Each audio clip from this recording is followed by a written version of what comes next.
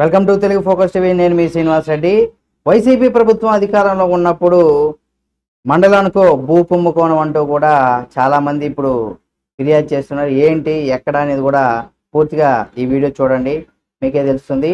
అయితే గత వైసీపీ ప్రభుత్వ హయాంలో మండలానికి ఒక భూ కుంభకోణం జరిగిందని వైఎస్ఆర్ కాంగ్రెస్ పార్టీకి సంబంధించిన నాయకులు కావచ్చు, కొందరు అధికారులు కూడా కుమ్మక్కయ్యి పెద్ద ఎత్తున భూ కబ్జాలు అక్రమాలకు పాల్పడ్డారంటూ కూడా ముఖ్యమంత్రి చంద్రబాబు నాయుడు గారు అయితే పేర్కొన్నారు. రికార్డులన్నీ కూడా తారుమారు చేయడం, ఆన్లైన్లో పేర్లు మార్చడం వంటివి కూడా యథేచ్ఛగా చేశారని కూడా తెలిపారు. అయితే గ్రీవెన్స్ లో 90% ఈ తరహా సమస్యలే వస్తున్నాయని కూడా ఆయన గుర్తు చేశారు. వీటిపైన సమగ్ర విచారణ చేసి బాధ్యులను కూడా శిక్షించి అందరిని కూడా దారిలో వస్తారనేసి కూడా స్పష్టం చేశారు. అయితే శనివారం ఆయన మంగళగిరిలో తెలుగుదేశం పార్టీ కార్యాలయంలో కూడా ప్రజల నుంచి కూడా వినతులు స్వీకరించారు సీఎం గారు. అయితే కొంతసేపు విలేకరులతో కూడా ఇష్టాగోష్ఠిగా ముచ్చటించారు. రాబోయే 100 రోజుల్లో కూడా దెబ్బతిన్న వ్యవస్థలన్నీ కూడా గాడిలో పెడతామనేసి కూడా ఆయన ధీమాను అయితే వ్యక్తం చేశారు. అయితే వైసీపీ వాళ్ళు కావచ్చు, గత 5 ఏళ్లలో చేసినటువంటి విధ్వంసాన్ని కూడా సరిచేయాలంటే 10 ఏళ్ళు పడుతుందంటూ కూడా చెప్పుకొచ్చారనమాట. అంటే ఈ స్థాయిలో కూడా వాళ్ళు రాష్ట్రాన్ని నాశనం చేశారంటూ కూడా చంద్రబాబు నాయుడు గారు అయితే చెప్తున్నారు. అయితే భూములు రీసర్వే అస్తవ్యస్తంగా చేయడంతో ప్రజలు ఎన్నో ఇబ్బందులు కూడా పడ్డారని, రెవెన్యూ వ్యవస్థను ఎంతలా నిర్వీర్యం చేశారంటే మదనపల్లి సబ్ కలెక్టర్ కార్యాలయంలో భూ రికార్డులు దహనం చేసిన ఘటన ఓ ఉదాహరణగా చెప్పుకోవచ్చు అని కూడా చెప్పుకొచ్చారు. అయితే త్వరలో ఈ కేసులన్నీ కూడా కొలికి తెస్తామంటూ కూడా బాధ్యులపైన చర్యలు తీసుకుంటామంటూ కూడా చెప్పుకొచ్చారు ఆయన.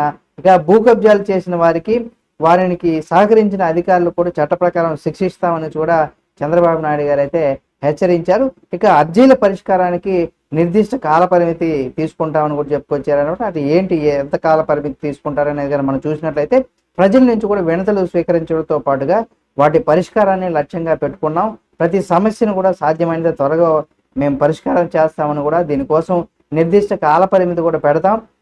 అలాగే శాఖల వారీగా వాటిని విభజించి దానికి సంబంధించినటువంటి అధికారులను కూడా పంపుతామని కూడా రాష్ట్ర వ్యాప్తంగా వివిధ జిల్లాల నుంచి కూడా ప్రజలు పెద్ద ఎత్తున తెలుగుదేశం కేంద్ర కార్యాలయాలకు వారి సమస్యలు కూడా చెప్పుకోవడానికి వచ్చారు. అయితే ఈ పరిస్థితి లేకుండా జిల్లాల వారీగా కార్యాలయాల్లోనూ వినతులు కూడా స్వీకరించేలాగా ఏర్పాటు చేస్తామని కూడా చెప్పుకొచ్చారు.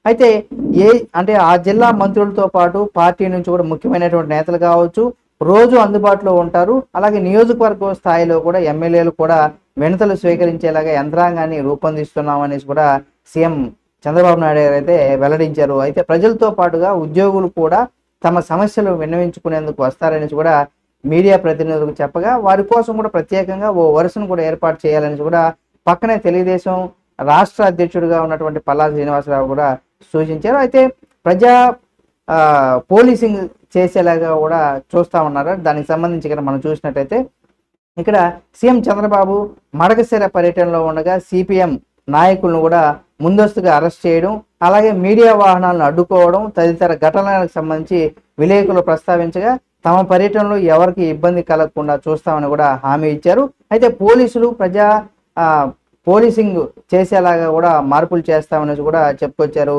అయితే వర్షాలు పడి అన్ని ప్రాజెక్టులు నిండు కొండలాగా తలపిస్తున్నాయని కూడా ఇది ఒక శుభ పరిణామం అనేది కూడా చెప్పుకొచ్చారు. అయితే రైతులు కూడా సంతోషంగా ఉన్నారు, కానీ శాఖల వారీగా సమీక్షలు సత్ఫలితాలు కూడా ఇస్తాయని కూడా చెప్తున్నారు.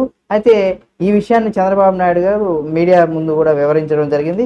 ఏది ఏమైనా ఇక రాబోయే రోజుల్లో ఎవరైతే భూమికి సంబంధించినటువంటి వాటిలో కొంత అవకతవకలు ఉంటే దానికి సంబంధించి కూడా త్వరగా పరిష్కారం చేస్తామని కూటమి ప్రభుత్వం అలాగే చంద్రబాబు నాయుడు గారు అయితే చెప్తున్నారు. చూద్దాం ఏం జరుగుతుంది ఏమనేది కూడా. మీరు కూడా భూ సమస్యలు ఏమన్నా ఉన్నట్లయితే మీ నియోజకవర్గాల్లో ఉన్నటువంటి ఎక్కడ ఫిర్యాదు చేయాలి ఏమనేది కూడా ఆ శాఖలు అలాగే ఎమ్మెల్యేలు అందరూ కూడా చూస్తూ ఉంటారు. ఈ వీడియో మీకు నచ్చితే లైక్ చేయండి. ఈ వీడియో పైన మీ అభిప్రాయం కామెంట్ రూపంలో తెలియజేయండి. మరిన్ని చంద్రబాబు నాయుడు గారి వీడియోల కోసం మన Telugu focus TV channel subscribe చేసుకుని పక్కన ఉన్న బెల్ బటన్ ఒకటి మాత్రం మర్చిపోకండి.